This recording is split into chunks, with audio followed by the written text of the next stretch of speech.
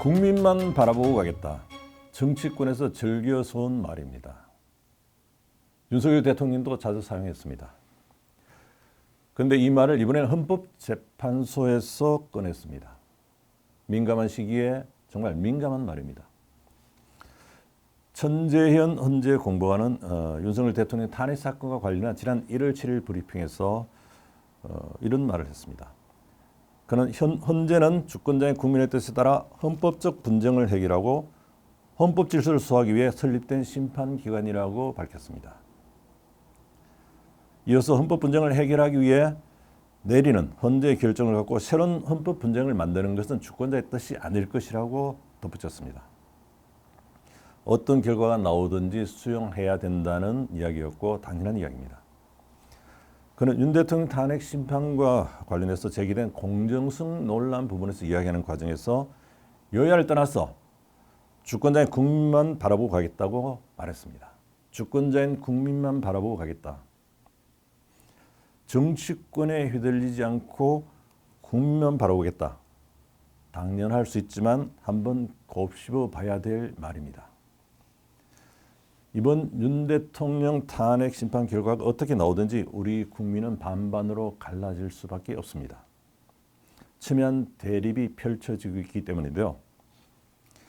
윤 대통령 체포영장 2차 집행을 앞두고 있어서 긴장이 더욱 고조되고 있습니다. 그래서 더욱더 걱정이 큰데요. 국민만 바라보고 가겠다는 말을 다른 말로 하면 국민의 뜻에 따르겠다는 겁니다. 적어도 정치인들이 지금까지 그런 뜻으로 써왔고 앞으로 써갈 것입니다. 그렇다면 정말 무서운 말입니다. 특히 사법의 정치화를 상징한다면 큰일입니다. 헌재가 다수 집단의 뜻을 따른다고 해석할 여지가 없을까요? 12 군중의 수에 따라서 헌재의 판단이 달라질 수 있다고 자의적으로 해석될 수 있다면 어떤 일이 일어나겠습니까? 보수 집회에 참석한 군중의 수가 진보 집회에 참석한 군중 수보다 많을 때는 보수의 손을 들어줄 겁니까? 진보 진영의 집회에 참석한 군중의 수가 보수 진영보다도 많을 때는 진보의 손을 들어줄 겁니까? 국민만 바라본다는 의미가 잘못 전달되고 해석될 경우에는 양 진영에서는 군중 동원에 몰입하게 될 것입니다.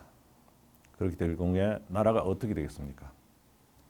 나라가 두 동강 나고 영원히 씻을 수 없는 상처를 입게 될 것입니다.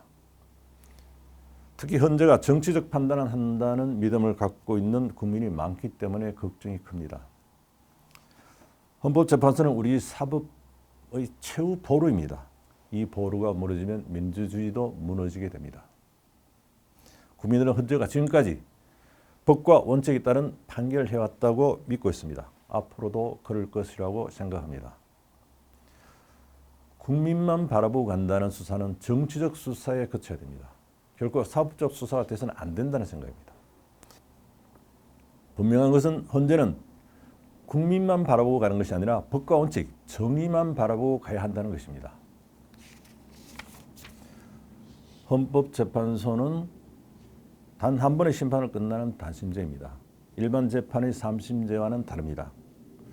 불복해서 항소할 수도 상고할 수도 없습니다. 그래서 이 원칙은 더욱더 중요합니다. 대통령 탄핵소추 의결서에서 내란죄가 빠질 때 헌재는 이미 상처를 한번 입었습니다. 여당에서는 야당과 헌재가 내통해서 삭제했다는 내통 삭제라는 표현을 사용했습니다. 전혀 그렇지 않다는 헌재의 발표를 저는 믿습니다. 하지만 그 반대로 생각하는 국민이 많다는 것이 문제입니다. 천공보관이 걱정하듯이 헌재의 판결이 오히려 논란의 출발점이 돼서는 안 된다는 겁니다.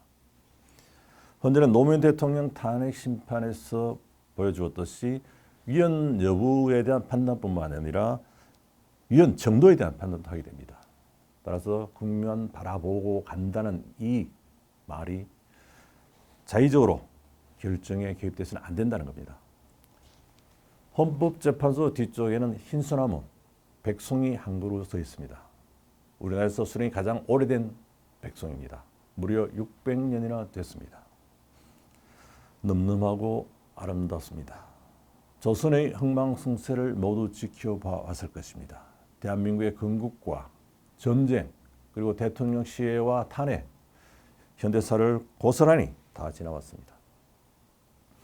눈을 뒤집어 쓴 듯한 이 백성은 두 팔을 벌려 하늘을 향해 마치 기도하는 듯합니다.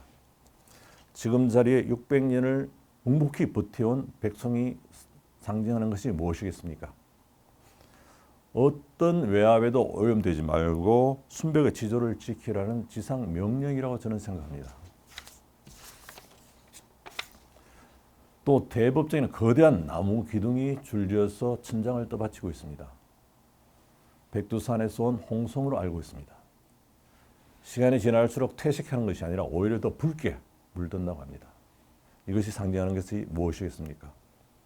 정의를 향한 뜨거운 열정이라고 저는 생각을 합니다. 어떤 경우에도 정의를 놓지 말라는 선언이기도 합니다. 헌법재판소 안팎에 있는 두 종류의 사람은 언제나 변치 않고 냉철한 판단을 하라는 소명의 상징으로 볼 수가 있을 겁니다. 헌재가 우리 민주주의의 이정표에 오점을 남겨서는 안 됩니다. 쫓기도 서두르면 새로운 문제를 낳게 된다는 걱정이 곳곳에서 나오고 있습니다. 국민이 선택한 대통령을 파면하는 중차대한 문제입니다. 법과 원칙 그리고 정의만 바라봐야 합니다. 국민만을 바라보는 것은 정치 영역으로 넘겨줘야 합니다.